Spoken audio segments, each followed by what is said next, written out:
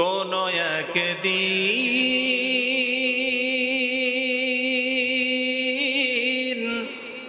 এদেশের আকাশে কালিমার পতাকা দোলবে, সেদিন সবাই খোদারি বিধান পে দুঃখ বেদনা ভুলবে। সেদিন সবাই খোদারি বিধান পে দুঃখ বেদনা ভুলবে। সেদিন আর রবে না হাহাকার,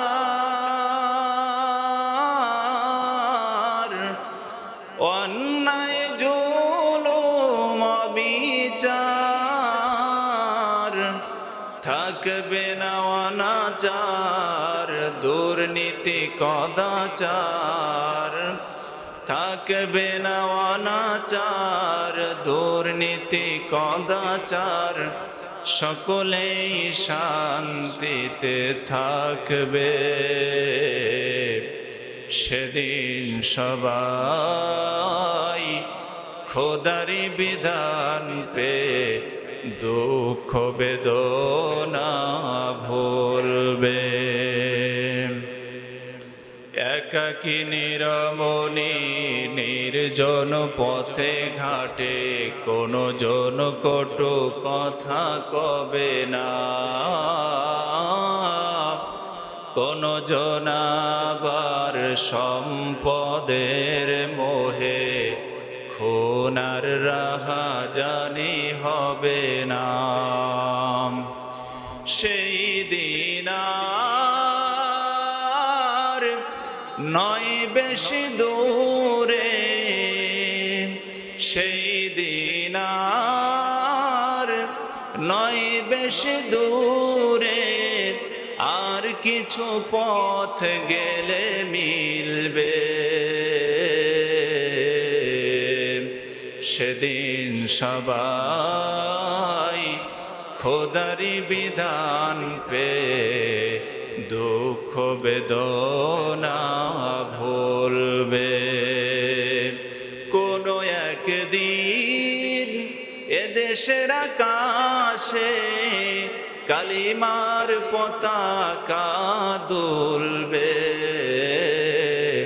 সেদিন সবাই খোদারি বিধান পে দুঃখ বেদনা ভুলবে।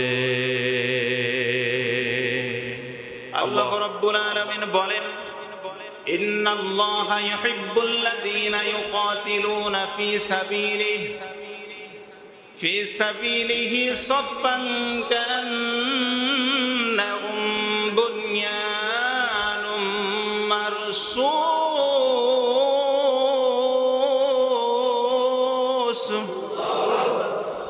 আল্লাহ তাআলা বলেন, নিশ্চয় আল্লাহ রাব্বুল আলামিন সেই সমস্ত বান্দাদেরকে পছন্দ করেন, ভালোবাসেন, যারা আল্লাহর দিন প্রতিষ্ঠার জন্য, দিন কায়েম করার জন্য সারিবদ্ধভাবে এমনভাবে সংগ্রাম করে, লড়াই করে, প্রচেষ্টা চালায়, তারা যেন সীসা ঢালা প্রাচীরের মতো। সুবহানাল্লাহ। আল্লাহ তাআলা তাদেরকে পছন্দ করেন। ইন্নাল্লাহা, নিশ্চয় আল্লাহ তাআলা, ইউহিব্বু, পছন্দ করেন, আল্লাযীনা, তাদেরকে, ইউকাতিলুনা, যারা লড়াই করে, সংগ্রাম করে, চেষ্টা চালায়, ফি সাবিলিহি, তার রাস্তায়, দিন কায়েমের জন্য, দিন প্রতিষ্ঠার জন্য, দিনের জন্য, কান্নাহুম বুনিয়ানুম মারসুস, তারা যেন সীসা ঢালা প্রাচীরের মতো। সুবহানাল্লাহ। তাহলে এখান থেকে এই সূরার নামকরণ করা হয়েছে 4 নম্বর আয়াত থেকে। এই সূরার আয়াত সংখ্যা হলো 14টি এবং রুকু সংখ্যা হচ্ছে 2টি। আমরা আলোচনা করব 8 নম্বর আয়াত থেকে ইনশাআল্লাহু তাআলা। আল্লাহ তাআলা বলছেন ইউরিদুনা লিইউতফিউ নূরাল্লাহি বিআফওয়াহিহিম আল্লাহু মুতিম্মু নূরিহি আল্লাহু মুতিম্মু নূরিহি ওয়ালাউ কারিহাল কাফিরুন। আল্লাহু আকবার। মহান আল্লাহ তাআলা বলেন ইউরিদুনা লিইউতফিউ নূরাল্লাহ, কাফের বেঈমানেরা আল্লাহর নূরকে তথা ইসলামকে মুখের ফুৎকার দিয়ে নিভিয়ে দিতে চায়। আল্লাহু মুতিম্মু নূরিহি, অথচ আল্লাহ রাব্বুল আলামিন তার নূরের পূর্ণতা দানকারী, অর্থাৎ ইসলামকে রক্ষা করার দায়িত্ব স্বয়ং আল্লাহ রাব্বুল আলামিন গ্রহণ করেছেন। ওয়ালাউ কারিহাল কাফিরুন, আর কাফেররা কখনো চায় না যে ইসলাম পৃথিবীর বুকে প্রতিষ্ঠিত হোক। কাফেররা, বেঈমানরা, ইসলাম বিরোধী শক্তিরা, কুফরি শক্তি এবং তাগুতি শক্তি, তারা কখনো চায় না যে ইসলাম পৃথিবীর বুকে প্রতিষ্ঠিত হোক, ইসলাম বিজয়ী থাকুক। এটা কখনো কাফের বেঈমানেরা পছন্দ করবে না। এরপরে 9 নম্বর আয়াতে আল্লাহ রাব্বুল আলামিন বলেন হুয়াল্লাযী আরসালা রাসূলাহু বিল হুদা ওয়া দীনিল হাক্কি লিইয়ুযহিরাহু আলাদ-দীনি কুল্লিহি ওয়ালাউ কারিহাল মুশরিকুন।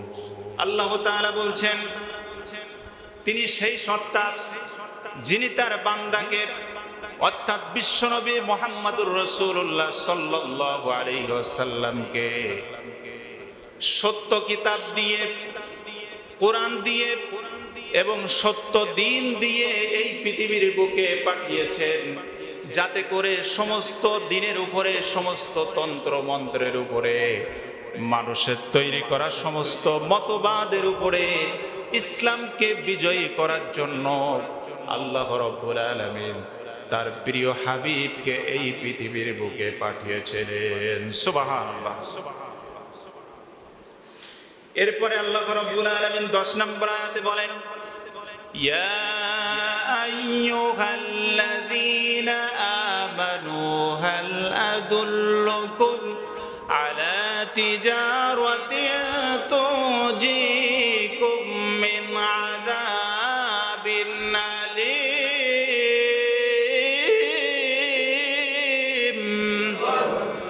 আমার আল্লাহ তাআলা বলেন ওহে ঈমানদারগণ, হাল আদুল্লুকুম আলা তিজারাত, আমি কি তোমাদের এমন একটা ব্যবসায়ের কথা বলবো না যে ব্যবসাটা করলে পরে জাহান্নামের কঠিন যন্ত্রণাদায়ক শাস্তি থেকে তোমরা বেঁচে যেতে পারবে। সুবহানাল্লাহ। এমন একটা ব্যবসায়ের কথা আমি তোমাদের কি বলবো না যে ব্যবসাটা করলে পরে তুনজিকুম, তোমরা রক্ষা পাবে, মিন আযাবিন আলীম, কঠিন যন্ত্রণাদায়ক শাস্তি থেকে, জাহান্নামের কঠিন শাস্তি থেকে তোমরা বেঁচে যেতে পারবে। সেই ব্যবসাটা কি? আল্লাহ রাব্বুল আলামিন সেই ব্যবসায়ের কথা বলতেছেন এইবার।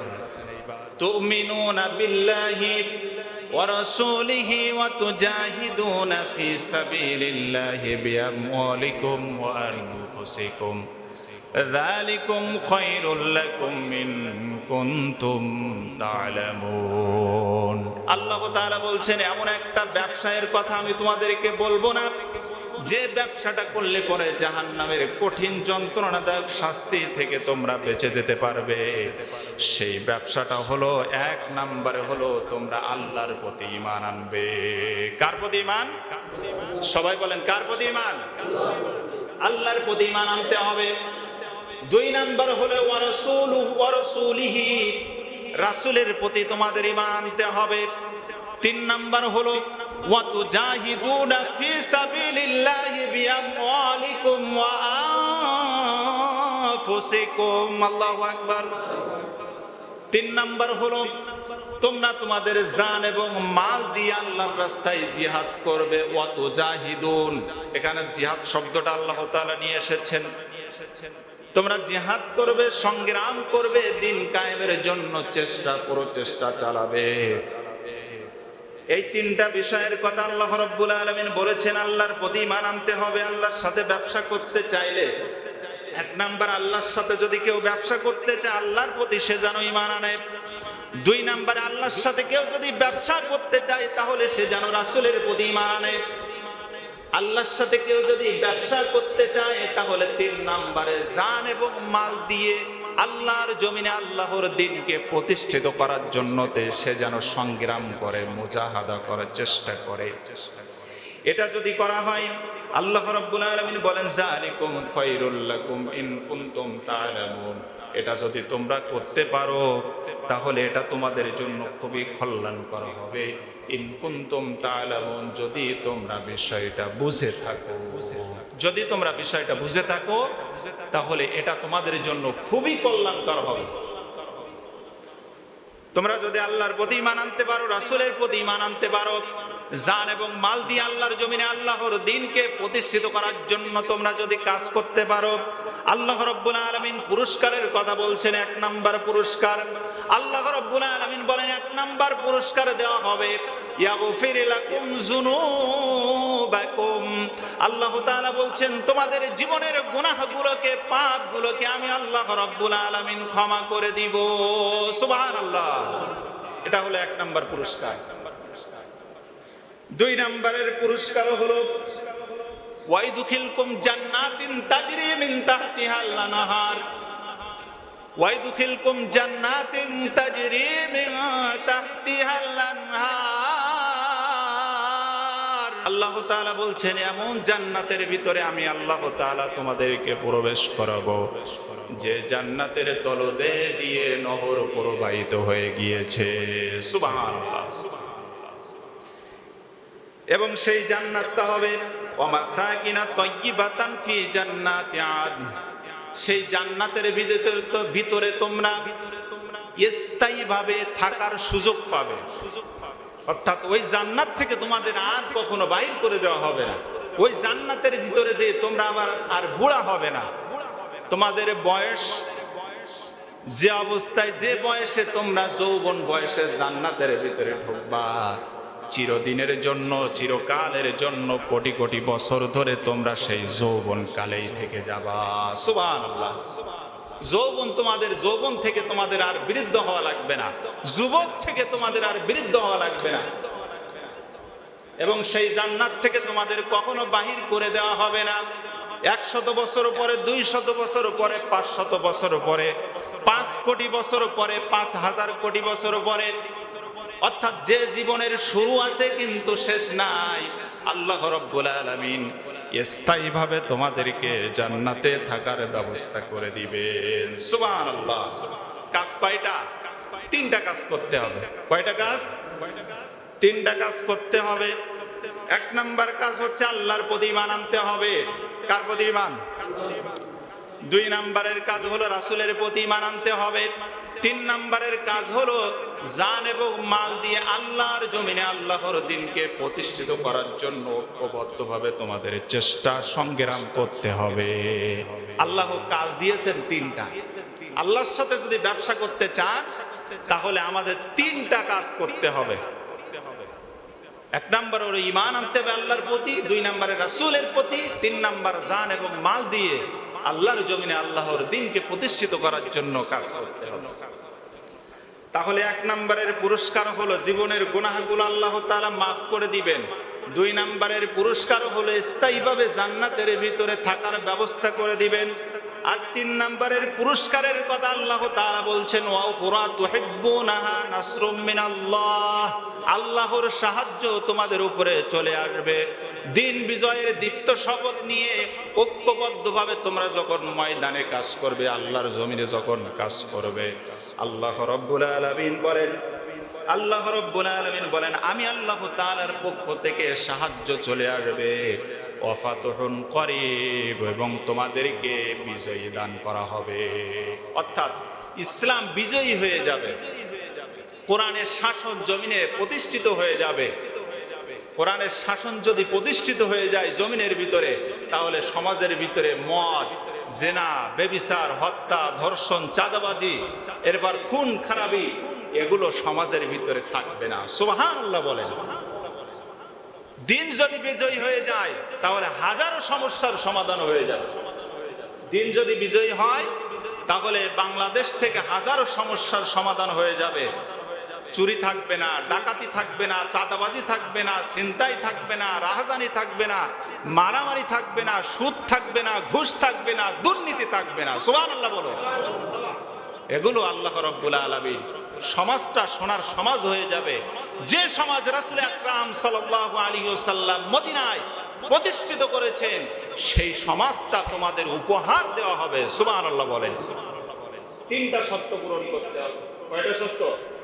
তিনটা। ঈমান আনতে হবে, খাঁটি ঈমান, প্রকৃত ঈমান আমাদেরকে আনতে হবে। আল্লাহর প্রতি ঈমান আনতে হবে, রাসূলের প্রতি ঈমান আনতে হবে, জান এবং মাল দিয়ে আল্লাহর দ্বীনের জন্য কাজ করতে হবে। এই তিনটা কাজ যদি করা হয় তাহলে দিন প্রতিষ্ঠিত হয়ে যাবে, সমাজের ভিতরে কোনো প্রকারের অন্যায় থাকবে না, সমাজটা সোনার সমাজ হয়ে যাবে। যাকাত দেওয়ার লোক থাকবে কিন্তু যাকাত নেওয়ার লোক খুঁজে পাওয়া যাবে না। আল্লাহু আকবার বলেন। এমন সমাজ, যে সমাজ হযরত ওমর রাদিয়াল্লাহু তাআলা আনহু প্রতিষ্ঠিত করেছিলেন, হযরত আবু বকর প্রতিষ্ঠিত করেছিলেন, হযরত আলী প্রতিষ্ঠিত করেছিলেন, হযরত ওসমান প্রতিষ্ঠিত করেছিলেন, বিশ্বনবী সাল্লাল্লাহু আলাইহি ওয়াসাল্লাম যে কোরআনের সমাজ প্রতিষ্ঠিত করেছিলেন, সেই সমাজ তোমাদের উপহার দেওয়া হবে। সুবহানাল্লাহ বলেন। সেই সমাজকে আমরা সবাই চাই, চাই কিনা? যদি আমরা চাই সেই সমাজ যদি আমাদের পেতে হয় তাহলে আমাদের তিনটা কাজ দিয়েছেন আল্লাহ তাআলা। কয়টা কাজ? তিনটা কাজ আমাদের করতে হবে। ঈমান আনতে হবে, ঈমানটা হবে নির্ভেজাল ঈমান, খাঁটি ঈমান আমাদেরকে আনতে হবে। এখন আপনি কেমন ঈমানদার? আপনি কেমন ঈমানদার নামাজের সময় নামাজটা আদায় করেন না? আপনি কেমন ঈমানদার ফজরের নামাজে একদিনও আপনাকে খুঁজে পাওয়া যায় না? আপনি কেমন ঈমানদার ফজরের নামাজের সময় আপনি ঘুমিয়ে থাকেন? ফজর চলে যায় কাজের মাধ্যমে, ঘুমের মাধ্যমে, ফজর চলে যায় ঘুমের মাধ্যমে, জোহর চলে যায় কাজের ব্যস্ততায়, আসর চলে যায় খেলাধুলার মাধ্যমে, মাগরিব চলে যায় টেলিভিশনের আড্ডায়, আর এশা চলে যায় হচ্ছে গল্প গুজবের মাধ্যমে। ঠিক কিনা বলেন? আপনি মুসলমান, কেমন মুসলমান আপনি? নামাজের সাথে আপনার পরিচয় নাই।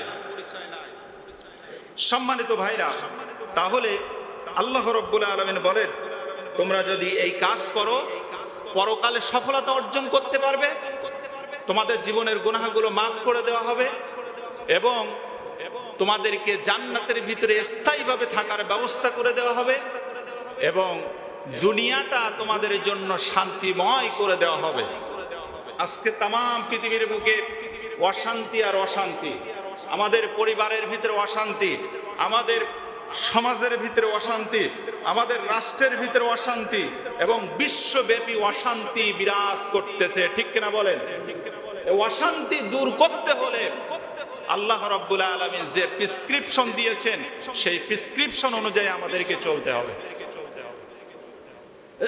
সম্মানিত ভাইরা, এই সূরা সফের ৮ নম্বর আয়াতে আল্লাহ তাআলা কত সুন্দর করে বলছেন, ইউরিদুনা লিইউতফিউ নূরাল্লাহি বিআফওয়াহিহিম আল্লাহু মুতিম্মু নূরিহি ওয়ালাউ কারিহাল কাফিরুন। আল্লাহ তাআলা বলেন, কাফের বেঈমানেরা চেয়েছিল আল্লাহর নূরকে পৃথিবীর বুক থেকে নিভিয়ে দেওয়ার জন্য মুখের ফুৎকারে, কিন্তু আল্লাহর নূরকে কাফের বেঈমানেরা তারা কোনদিনের জন্য নিভিয়ে দিতে পারবে না। অর্থাৎ ইসলামকে পৃথিবীর বুক থেকে কাফের বেঈমানেরা, ইসলাম বিরোধী শক্তি, কুফরি শক্তি, তাগুতি শক্তি, তারা কখনো ইসলামকে পৃথিবীর বুক থেকে নিভিয়ে দিতে পারবে না। তার কারণ ইসলামকে হেফাজতের দায়িত্ব কে নিয়েছেন? আল্লাহ তাআলা নিয়েছেন। এটা অসম্ভব, এটা কোনোদিনের জন্য সম্ভব নয়। ফেরাউন চেয়েছিল ইসলামকে পৃথিবীর বুক থেকে নিভিয়ে দিতে পারে নাই, কারণ চেয়েছিল সেও পারে নাই, নমরুদ চেয়েছিল ইসলামকে নিভিয়ে দিতে, সেও পারে নাই। আবু জেহেল চেয়েছিল ইসলামকে নিভিয়ে দিতে, সেও পারে নাই। যুগে যুগে ফেরাউনের উত্তরসূরি যারা হবে তারা যতই চেষ্টা করুক না কেন, ইসলামকে পৃথিবীর বুক থেকে নিভিয়ে দিতে পারবে না। সুবহানাল্লাহ বলে, ইসলামকে নিভিয়ে দিতে পারবে না। আমার ভাইরা, আজকে দেখেন ইহুদি এবং খ্রিস্টানেরা, বিশেষ করে ইহুদিরা, ইসরায়েল সম্প্রদায়, ইহুদিরা ফিলিস্তিন নামক একটা রাষ্ট্র একেবারে ধ্বংস স্তূপ বানিয়ে দিয়েছে। গতকালকের সংবাদ যে মানবাধিকার বিভিন্ন সংস্থান থেকে ত্রাণ সামগ্রী নিয়ে জাহাজে করে তারা আসতেছিল আপনার ফিলিস্তিনের মুসলমানদের সাহায্য সহযোগিতা বাড়ানোর জন্য, আমাদের মুসলিম ভাইদের পাশে দাঁড়ানোর জন্য তারা ত্রাণ সামগ্রী নিয়ে জাহাজে করে আসতেছিল। সেই জাহাজের উপরে ওরা বোমা মেরেছে এবং সেই জাহাজে করে যারা ওই ত্রাণ সামগ্রী নিয়ে আসতেছিল তাদেরকে গ্রেফতার করেছে, মানবাধিকার কর্মীদেরকে গ্রেফতার করেছে। আমি আজকে পত্রিকায় পড়লাম এটা, যে মানবাধিকার কর্মীদেরকে পৃথিবীর বিভিন্ন দেশ থেকে তারা আসতেছিল, যে মুসলমানদের এই করুণ আর্তনাদ দেখে তারা সহ্য করতে পারছিল না। তো এই দৃশ্য দেখে তারা আসতেছিল, ওই জাহাজের উপরে তারা বোমা মেরেছে এবং জাহাজ থেকে ইসরায়েল বাহিনী তারা জাহাজ থেকে মানবাধিকার কর্মীদেরকে ধরে ধরে গ্রেফতার করেছে। এই হলো ইহুদি জাতির চরিত্র। অথচ এই ইহুদিদের এক সময় পৃথিবীতে থাকার কোনো জায়গা তাদের ছিল না, কোন রাষ্ট্র তাদেরকে জায়গা দিচ্ছিল না। কিন্তু মুসলমানরা, ফিলিস্তিনের মুসলমানরা তারা একটু জায়গা করে দিয়েছিল। এখন তাদের একটু জায়গা করে দিয়েছে, জায়গা করে দেওয়ার পরে আমেরিকার মদত পুষ্ট হয়ে তারা কি করছে, তারা নিজেদের শক্তি সঞ্চার করেছে এবং এক পর্যায়ে ফিলিস্তিন রাষ্ট্রটা দখল করতে করতে অধিকাংশ জায়গাগুলো তারা দখল করে নিয়েছে। এই হলো ইহুদি জাতির চরিত্র। ইহুদি জাতি তারা চায় মুসলমানদেরকে পৃথিবীর বুক থেকে একটার পর একটা রাষ্ট্র ধ্বংস করে দিয়ে তারা গোটা পৃথিবী রাজত্ব করতে চায়, এই ইহুদি এবং খ্রিস্টান সম্প্রদায়রা। এবং গত কয়েকদিন আগেও আমরা লক্ষ্য করেছি যে কাতারে একটা হামলা করেছে ইসরায়েল বাহিনী। এই হলো ইহুদি জাতির চরিত্র। ইহুদিরা ইসলামকে নির্মূল করে দিতে চায়। তারা হচ্ছে অসভ্য, তারা হচ্ছে জঘন্য, তারা হচ্ছে বর্বর জাতি। বিশ্বনবী সাল্লাল্লাহু আলাইহি ওয়াসাল্লাম যখন মক্কা থেকে মদিনায় গেলেন, মদিনাতে যাওয়ার পরে ওখানে যেয়ে ইহুদিরাও বিশ্বনবী সাল্লাল্লাহু আলাইহি ওয়াসাল্লামকে শুভেচ্ছা বিনিময় করেছিল। খ্রিস্টানরাও মদিনায় ওই সময় থাকতো, কিছু খ্রিস্টানও ছিল, তারাও বিশ্বনবী সাল্লাল্লাহু আলাইহি ওয়াসাল্লামকে শুভেচ্ছা বিনিময় করেছিল। আদি পৌত্তলিক যারা ছিল তারাও বিশ্বনবী সাল্লাল্লাহু আলাইহি ওয়াসাল্লামকে শুভেচ্ছা বিনিময় করেছিল। এখন মদিনাতে রাসূল হিজরত করার পরে একজন ইহুদি আলেম, যার নাম হলো আব্দুল্লাহ বিন সালাম, যার নাম কি বললাম, আব্দুল্লাহ বিন সালাম। এই আব্দুল্লাহ বিন সালাম বিশ্বনবীর দরবারে চলে আসলো। ইহুদি আলেম, ইহুদি একজন উঁচু স্তরের আলেম ছিল আব্দুল্লাহ বিন সালাম। আব্দুল্লাহ বিন সালাম আসার পরে আল্লাহর রাসূলকে বলল, মুহাম্মদ ও মুসলমানদের নবী, আমি ইসলাম কবুল করতে পারি, একটা সত্য যদি পূরণ হয় তাহলে আমি ইসলাম কবুল করতে পারি। সেটা হলো আমি কয়েকটা প্রশ্ন আপনার কাছে করব, এই প্রশ্নগুলোর উত্তর যদি আপনি দিতে পারেন তাহলে আমি ইহুদি ধর্ম ত্যাগ করে ইসলাম ধর্ম গ্রহণ করব। আল্লাহ রাসূল সাল্লাল্লাহু আলাইহি ওয়াসাল্লাম বললেন, প্রশ্নগুলো করো। প্রশ্ন করা হলো। বিশ্বনবী মুহাম্মদুর রাসূলুল্লাহ সাল্লাল্লাহু আলাইহি ওয়াসাল্লাম কোরআনুল কারীমের আয়াত পড়ে পড়ে প্রশ্নগুলোর উত্তরগুলো দিয়ে দিলেন। প্রশ্নগুলোর উত্তর যখন আব্দুল্লাহ বিন সালাম ইহুদি আলেম যখন পেয়ে গেল, পেয়ে যাওয়ার সাথে সাথে আর মোটেও দেরি করলো না, বিশ্বনবীর হাতে হাত রেখে কালেমা পড়ে ইসলাম ধর্ম গ্রহণ করে নিজের জীবনকে ধন্য করে ফেললো। সুবহানাল্লাহ বলেন। এই ঘটনাটা শেষ করে নেব। ইসলাম ধর্ম যখন গ্রহণ করলো, ইসলাম ধর্ম গ্রহণ করার পরে আব্দুল্লাহ বিন সালাম বিশ্বনবীকে বলতেছে, আমি যে ইসলাম কবুল করেছি এইটা যদি আমার জাত ভাই অর্থাৎ ইহুদিরা যদি জানতে পারে তাহলে আমাকে মিথ্যাবাদী বলে আখ্যায়িত করবে। রাসূল সাল্লাল্লাহু আলাইহি ওয়াসাল্লাম সেটাকে পরীক্ষা করার জন্য ইহুদিদেরকে ডাক দিলেন এবং আব্দুল্লাহ বিন সালামকে ঘরের ভিতরে গোপন করলেন। ইহুদি সম্প্রদায়রা বিশ্বনবীর দরবারে চলে আসলো, ইহুদিদেরকে উদ্দেশ্য করে বলল, তোমাদের মধ্যে যে আব্দুল্লাহ বিন সালাম এই লোকটা কেমন? তারা বলল, তার মতো ভালো লোক, তার মতো শ্রেষ্ঠ লোক আমাদের ভিতরে আর কেউ নাই। তার মতো ভালো মানুষ, তার মতো উৎকৃষ্ট মানের মানুষ আমাদের মধ্যে আর কেউ নাই। এবার বিশ্বনবী সাল্লাল্লাহু আলাইহি ওয়াসাল্লাম ইহুদিদেরকে উদ্দেশ্য করে বলল, আচ্ছা আব্দুল্লাহ বিন সালাম যদি ইসলাম কবুল করে তাহলে কেমন হয়? তখন ইহুদি সম্প্রদায় বলল, এটা কোনো দিনের জন্য সম্ভব নয় যে আব্দুল্লাহ বিন সালাম আমাদের নেতা, আমাদের পণ্ডিত, আমাদের আলেম, সে ইসলাম কবুল করতে পারে। এই কথা যখন বলল, বলার সাথে সাথে আব্দুল্লাহ বিন সালাম আর মোটেও দেরি করলো না, ঘর থেকে বাইর হলো এবং হাদিস শরীফ সাক্ষী দিচ্ছে যে কালেমা শরীফ পড়তে পড়তে আব্দুল্লাহ বিন সালাম উচ্চ আওয়াজে কালেমা পড়তে পড়তে সে বাইর হয়েছে। আল্লাহু আকবার বলেন।